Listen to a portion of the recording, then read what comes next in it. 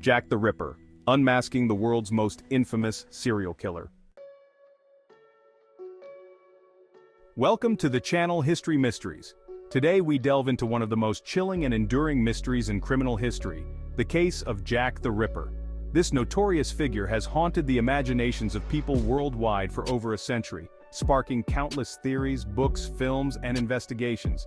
Join us as we explore the grisly details, theories, and the historical impact of Jack the Ripper, and attempt to unmask the world's most infamous serial killer. Hello everyone and welcome back to our channel. If you're fascinated by true crime, history and unsolved mysteries, you're in the right place. Today, we're tackling one of the darkest chapters in London's history, the Reign of Terror by Jack the Ripper. We'll be diving into the details of the murders, the investigation, the suspects, and the enduring mystery that still grips us today. So grab a cup of tea, sit back and let's unravel this Victorian nightmare. Part 1. The setting, Victorian London. Our story begins in the late 19th century in the East End of London. The East End was a place of extreme poverty, overcrowding, and squalor. It was a melting pot of immigrants, struggling workers, and those on the fringes of society. Whitechapel in particular was known for its crime, vice, and dire living conditions. The backdrop to the Jack the Ripper murders was a city teeming with desperation. The cobblestone streets were often shrouded in fog, lit by the dim glow of gas lamps, creating an atmosphere of dread and foreboding. It was here, in these narrow alleyways, that one of history's most notorious killers would strike. The East End was a place where life was cheap.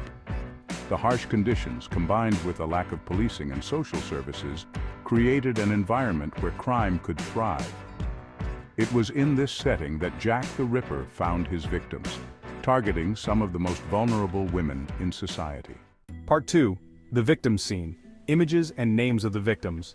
Narrator. Between August and November 1888, Jack the Ripper is believed to have murdered at least 5 women. These women, often referred to as the canonical 5, were all impoverished and working as prostitutes to survive. 1. Mary Ann Nichols, found murdered on August 31, 1888. 2. Annie Chapman, found murdered on September 8, 1888. 3. Elizabeth Stride, found murdered on September 30, 1888. 4. Catherine Eddowes, found murdered on the same night as Elizabeth Stride. 5.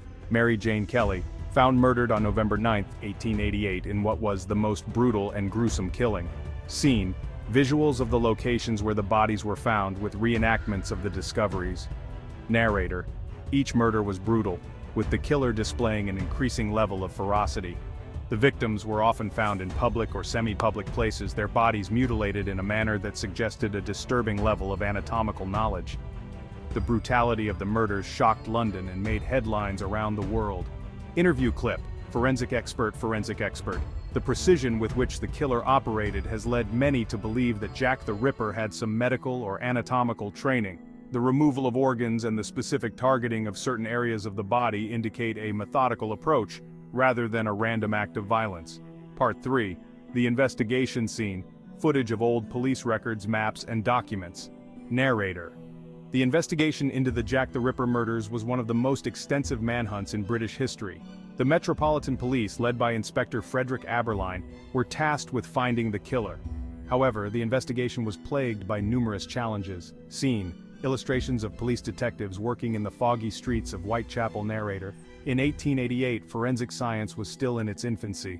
The police had little to go on, with no fingerprints, DNA, or surveillance cameras to aid them.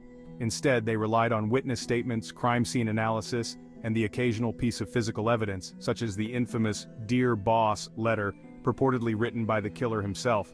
Cut to an image of the "Dear Boss" letter. Narrator. The "Dear Boss" letter, received by the Central News Agency, is one of several letters claimed to be from Jack the Ripper. In it, the writer taunted the police and promised more murders. While the authenticity of this letter remains debated, it played a significant role in shaping the public's perception of the killer. Interview clip. Criminal psychologist. The letters attributed to Jack the Ripper were instrumental in creating the image of the killer as a cold, calculating individual who reveled in the fear he caused. Whether or not these letters were genuinely written by the killer, they contributed to the legend of Jack the Ripper as a figure of almost mythical evil. Part 4. The Suspects Scene. Images and sketches of the main suspects. Narrator. Over the years, more than 100 suspects have been named in connection with the Jack the Ripper case. However, none have been definitively identified as the killer. Some of the most notable suspects include 1. Montague John Druitt, a barrister and schoolteacher whose suicide shortly after the last murder made him a prime suspect. 2. Aaron Kosminski, a Polish immigrant with a history of mental illness, identified by some police officials as a likely suspect. 3. Michael Ostrog, a Russian-born criminal and conman who was considered by police due to his violent tendencies. 4. Walter Sickert, a famous painter, theorized by some modern investigators to be the killer, although this theory is widely disputed. 5. Prince Albert Victor, Duke of Clarence, a member of the British royal family with theories suggesting a cover-up to protect his reputation. Scene. Visual reenactment of investigators discussing suspects. Narrator. The wide range of suspects reflects the uncertainty and lack of conclusive evidence in the case. Theories have ranged from the plausible to the absurd, with some even suggesting that the Ripper was a woman or a figure of high social standing. Interview clip. Ripperologist. Ripperologist. The fascination with Jack the Ripper's identity has only grown over time. The lack of resolution has allowed for endless speculation, with each new theory sparking fresh debates. It's likely that we'll never know for sure who Jack the Ripper really was. Part 5. The Legacy of Jack the Ripper Scene. Footage of books, films, and documentaries about Jack the Ripper. Narrator. Jack the Ripper has become one of the most enduring figures in popular culture. His story has been told and retold in countless books, films, and documentaries. The mystery of his identity, combined with the horror of his crimes, has ensured that his name remains synonymous with unsolved murder. Cut to scenes from various film adaptations of the Ripper story. Narrator. The legend of Jack the Ripper has also influenced how we understand and react to serial killers.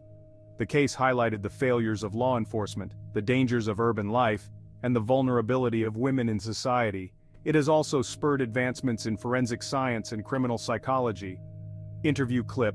Cultural historian Jack the Ripper is more than just a historical figure. He's a symbol of fear, mystery, and the darker side of human nature. His story reflects the anxieties of the time and continues to resonate with modern audiences who see in him the prototype of the modern serial killer. Part 6. Modern investigations and theories. Scene. Footage of modern-day forensic labs and researchers. Narrator. In recent years, advances in forensic technology have led to renewed interest in the Jack the Ripper case. Modern investigators have used DNA analysis, geographic profiling, and digital reconstructions to try to solve the mystery. Cut to interviews with modern-day detectives and forensic experts. Narrator. One of the most significant developments came in 2014, when a shawl supposedly found at one of the crime scenes was analyzed for DNA. The results pointed to Aaron Kosminski as the likely killer. However, these findings have been met with skepticism, as the chain of custody and contamination of evidence over the years raise questions about their reliability. Interview clip. Forensic scientist.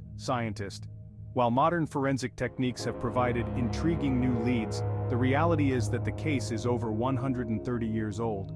The passage of time, combined with the limitations of the original investigation, means that we may never have definitive answers. Scene. Modern-day Whitechapel with tours and memorials. Please like and subscribe my channel for more interesting videos and history.